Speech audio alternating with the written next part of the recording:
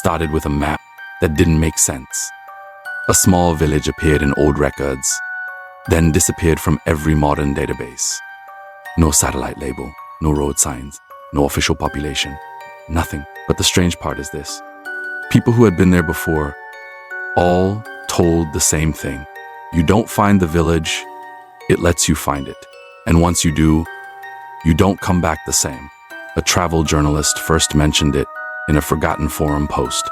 He wrote, "I found a village in the north of England that shouldn't exist. My GPS stopped working 3 miles before it. But the road kept going. That post was deleted within hours. But screenshots survived. And that's where the investigation begins." He described driving through thick fog that didn't feel normal, not weather, something heavier. Like the air itself was slowing him down. The trees on both sides of the road were too still. No birds. No birds, no wind, just silence, pressing against the car windows. Then the road ended, but the village was right there. No welcome sign, no lights at first, just stone houses sitting too close together, like they were trying to hide from something in the middle of the village square.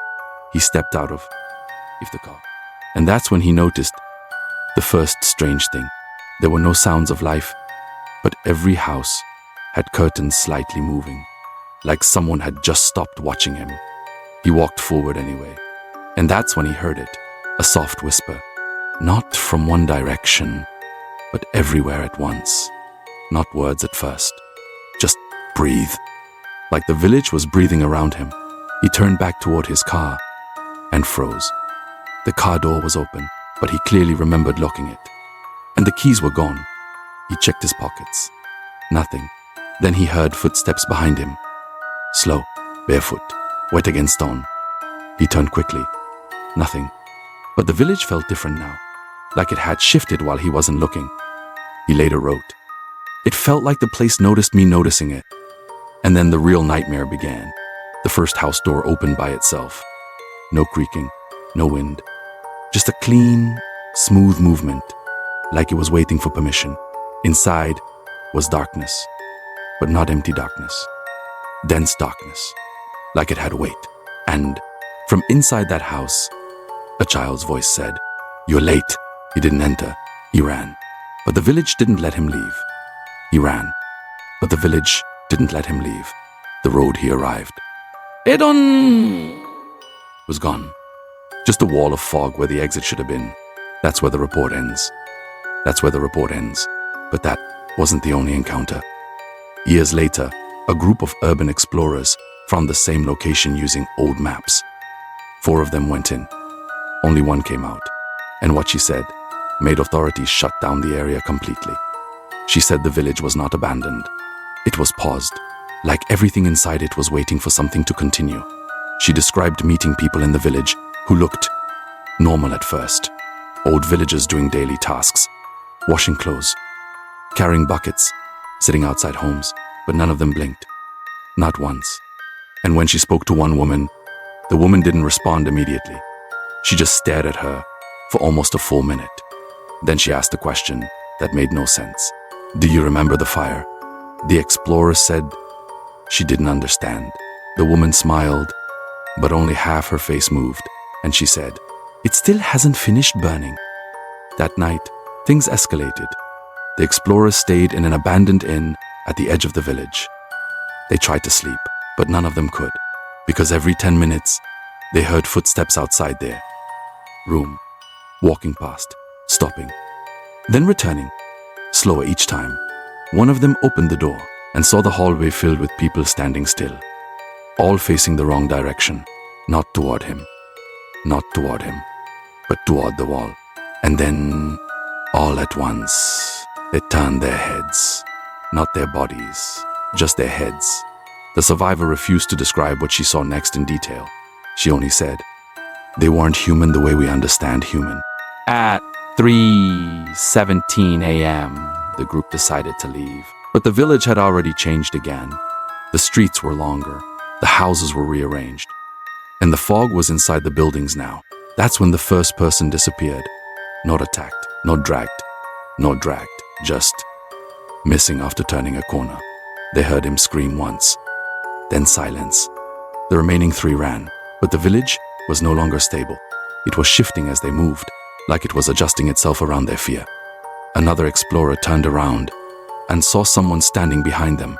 A child, barefoot, wet clothes, eyes too dark to reflect light, the child said. "You shouldn't have come back." And then the second explorer was gone. No sound, no struggle, just absence. The survival. R ran alone after that, and she swore the village was now following her. Houses leaning slightly as she passed, windows turning to face her like eyes, doors opening and closing in rhythm with her heartbeat. Then she reached the place where the exit should have been, but instead of fog, there was a house that wasn't there before. And inside that house, she saw something that made her collapse instantly. A room filled with photographs. Every wall covered in pictures of visitors, people who had been in the village before, some smiling, some terrified, some mid-scream. And in every single photo, the background showed the same thing. The village watching them. The village watching them. She realized something horrifying then. The village didn't just trap people, it recorded them.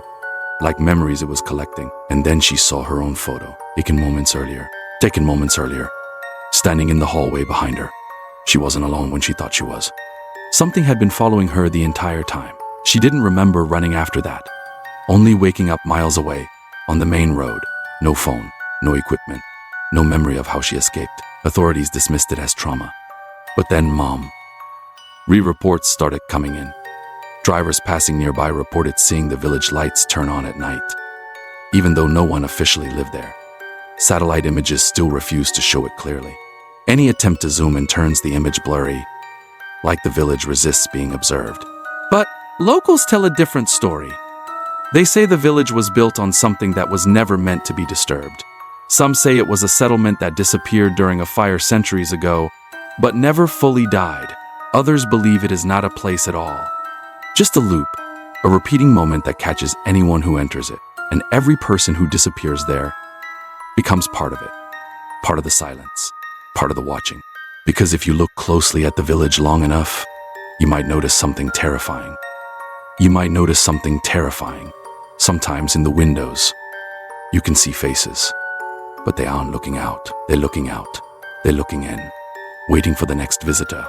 And the strangest part, every now and then, a new map update appears online for a few seconds before being deleted. And on that map, the village is labeled again, as if it never left, as if it was always there, waiting.